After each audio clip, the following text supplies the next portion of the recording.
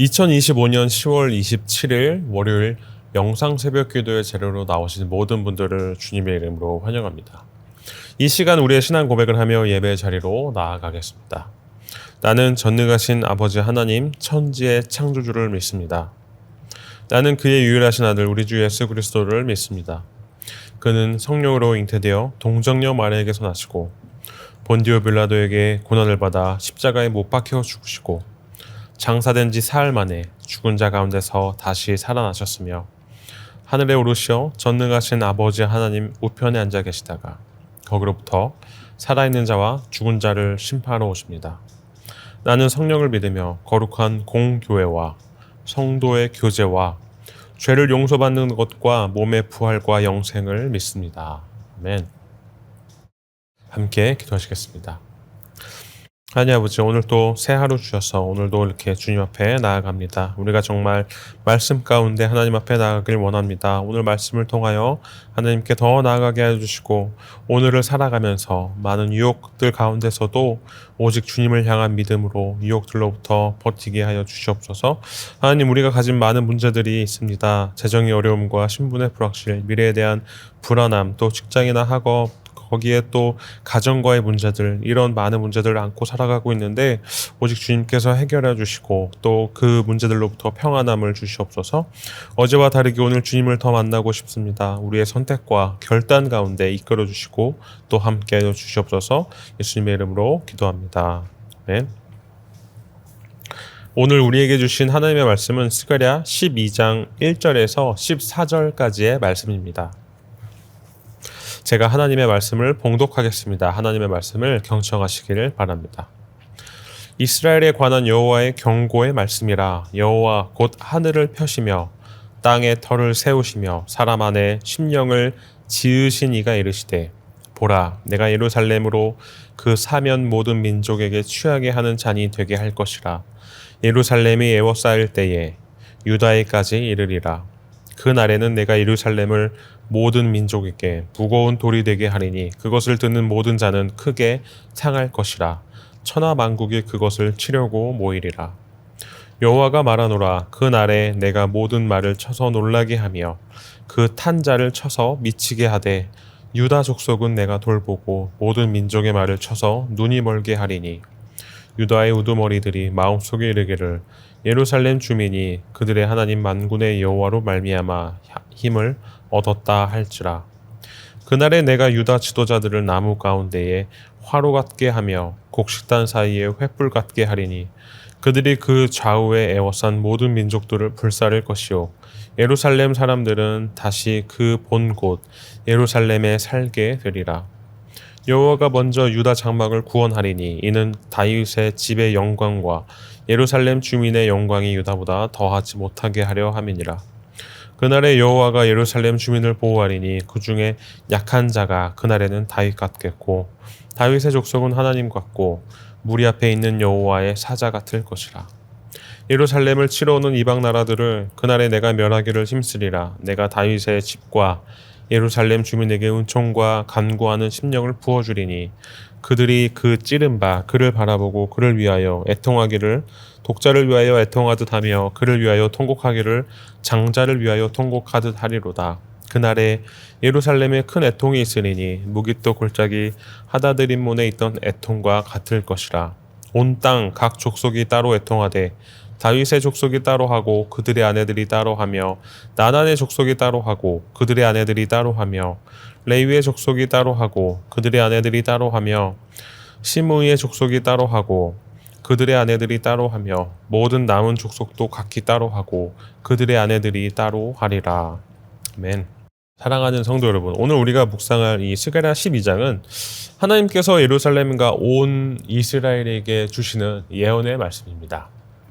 이 말씀은 단순히 과거의 역사나 사건을 기록한 것이 아니라 하나님께서 미래에 이루실 구원의 계획과 동시에 백성들의 마음을 향한 경고와 회복의 메시지를 담고 있습니다. 본문은 예루살렘을 향한 하나님의 진노와 동시에 긍휼 그리고 하나님의 백성을 향한 회복의 약속을 보여주고 있습니다. 스가랴가 활동하던 시대는 바벨론 포로에서 돌아온 후 예루살렘 성전이 재건되던 시기입니다. 그러나 성전 재건이 완전히 끝나기 전 백성들의 마음은 여전히 하나님을 향하지 않고 있었습니다. 겉으로는 신앙생활을 하고 있었지만 내면은 하나님께서 원하시는 순종과 신뢰를 갖지 못한 상태였던 것이죠.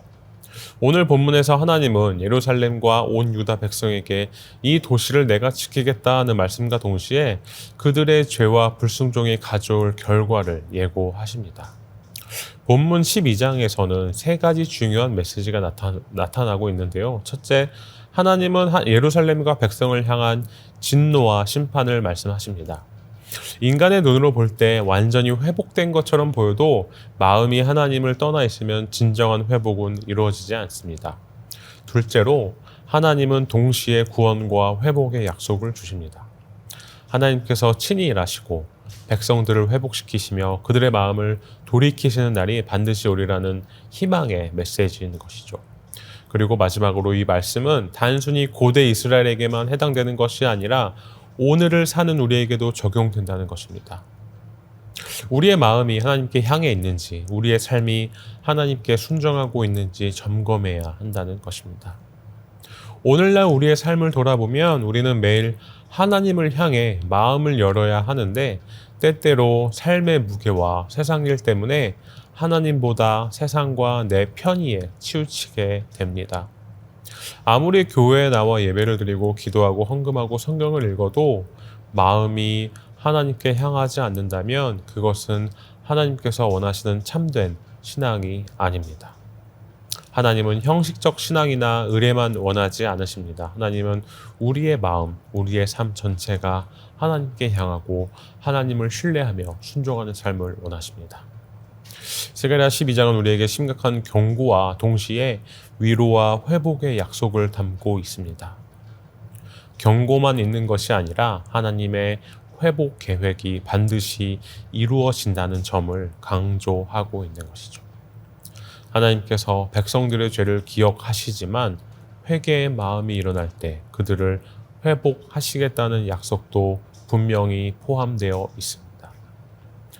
이 말씀은 오늘 사는 우리에게도 동일하게 적용됩니다.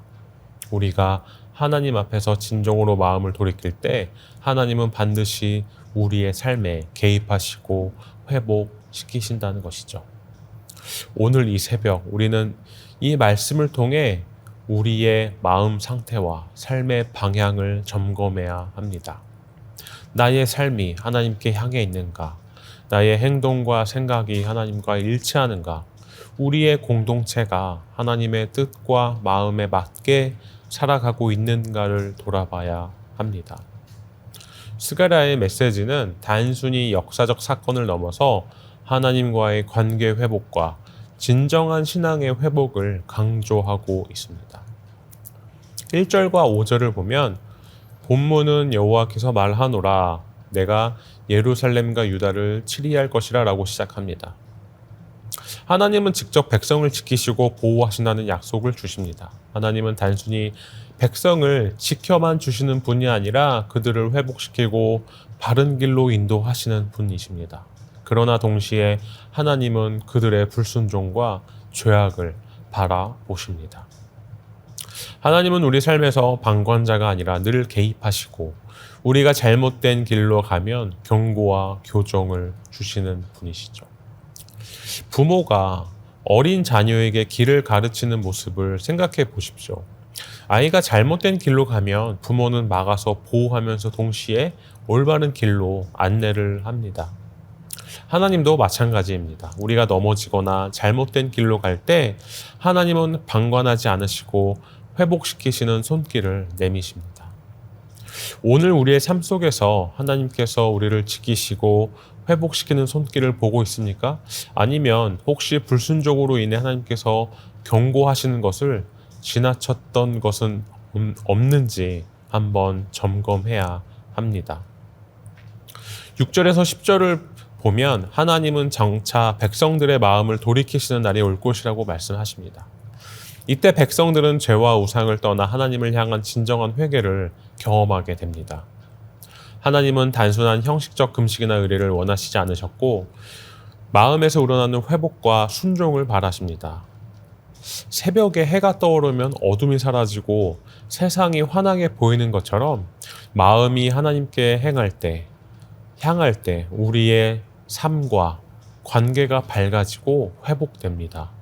예를 들어 가족 간 갈등이 있을 때 화를 내거나 미루기만 하면 갈등은 더 심해지죠.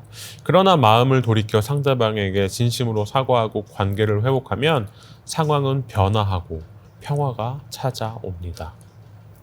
하나님께 마음을 돌이키는 것은 바로 이런 회복의 시작인 것입니다. 우리는 하나님께 마음을 돌이키는 시간을 얼마나 자주 갖고 있는지, 또 단순히 습관적으로 예배를 드리는 것이 아니라 우리의 마음과 삶이 하나님께 향해 있는지 항상 점검하고 필요하다면 돌아서는 결단이 해야 한다는 것입니다. 이어서 11절과 14절을 보면 본문 후반에서는 하나님은 불순종과 죄악의 결과를 경고하십니다. 죄와 우상을 버리지 않으면 심판이 임할 것이라고 분명히 말씀하십니다. 그러나 동시에 회개의 눈물을 흘리고 마음을 돌이키는 자에게는 회복과 축복이 따른다는 것이죠. 화재 경보기를 무시하면 불이 번지듯이 하나님의 말씀을 무시하면 우리 삶과 공동체에 자연스러운 심판과 고통이 임합니다. 하지만 말씀에 순종하고 마음을 돌이키면 안전과 회복이 주어지는 것이죠. 우리가 알게 모르게 마음속에 쌓아둔 죄나 미움, 우상화된 욕망들이 우리의 삶을 불태울 수 있지만 회개하고 돌이킬 때 하나님은 그것을 멈추시고 회복의 길로 인도하시는 것입니다. 오늘 우리의 삶 속에서 하나님께서 경고하시는 부분이 있다면 무시하지 말고 즉시 돌이키는 결단이 필요한 것입니다. 우리의 삶 속에서 하나님을 우선하지 않는 부분, 마음을 빼앗긴 영역이 있다면 솔직히 인정하고 하나님께 맡기는 것이 회복의 시작인 것입니다. 하나님께 마음을 돌이키면 단순한 평안뿐만 아니라 삶 속에서 실제적인 회복과 축복을 경험하게 된다는 것이죠. 스게라는 하나님의 약속을 통해 결국 예루살렘과 백성들이 하나님의 보호 아래 회복될 것을 보여줍니다. 한 회사에서 프로젝트가 잘못 진행되어 팀원과 신뢰가 깨졌다고 가정해 봅시다. 팀장과 직원들이 솔직하게 문제를 인정하고 소통하며 협력한다면 이 프로젝트는 다시 성공 궤도에 올라가고 팀워크는 회복되게 마련이죠. 하나님께 돌아가는 것도 바로 이런 것과 비슷한 것입니다. 우리가 회개하고 마음을 돌이키면 하나님께서 우리의 삶 속에 질서와 평안을 회복시키신다는 것이죠. 사랑하는 성도 여러분, 스가랴 12장은 우리에게 세 가지 중요한 메시지를 줍니다. 첫 번째로 하나님은 우리를 지키시고 회복시키시는 분, 그리고 두 번째는 우리의 마음과 행동이 하나님께 향해 있어야 한다는 것, 그리고 마지막으로 불순종은 심판을 가져오지만 회개하는 마음은 회복과 축복을 가져온다는 것입니다. 오늘 이 새벽에 우리 삶 속에서 하나님께 마음을 돌이키는 결단을 하는 저와 여러분 되시기를 바랍니다. 형식적 신앙이 아니라 마음과 삶이 일치하는 참된 신앙을 회복하시길 바랍니다. 우리가 돌아올 때 하나님께서는 반드시 우리에게도 돌아오시고 우리의 삶을 새롭게 하실 것입니다. 함께 기도하시겠습니다. 하나님 아버지, 오늘 말씀을 통해 우리의 마음을 돌아보게 하심에 감사드립니다. 우리의 형식적 신앙과 세상적 기준에 의지한 삶을 회개하며 마음과 행동을 하나님께 맞추게 하여 주시옵소서. 하나님께로 돌아가는 이 새벽 우리의 삶에 회복과 평안을 허락하시고 하나님께서 기뻐하시는 참된 신앙으로 살아가게 하여 주시옵소서. 예수님의 이름으로 기도합니다. 아멘. 이제 개인 기도의 시간입니다. 계속해서 기도의 자리로 나아가시길 바랍니다.